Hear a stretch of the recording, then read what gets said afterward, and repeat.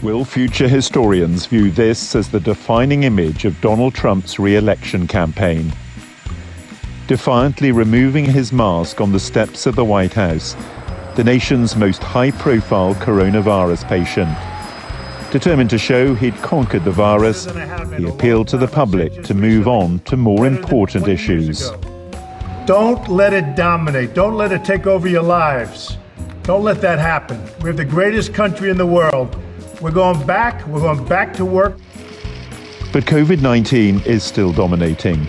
Scenes like this are now seared into the consciousness of Americans, 2/3 of whom disapprove of the way the president has dealt with the pandemic.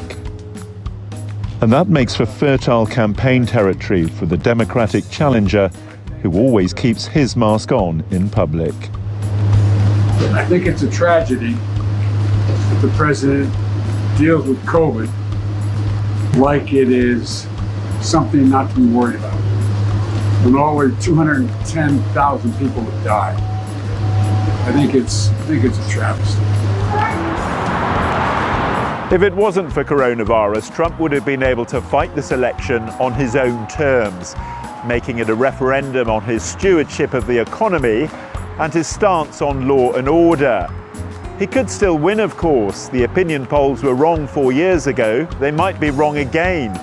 What is clear, however, is that the pandemic has completely transformed the political landscape. There is no precedent for this in American national elections. This is an absolutely unique situation.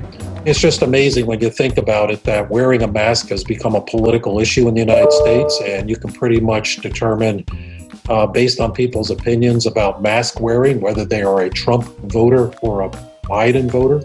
But that's just the extent to which the whole coronavirus spread has become a politically charged issue in the United States.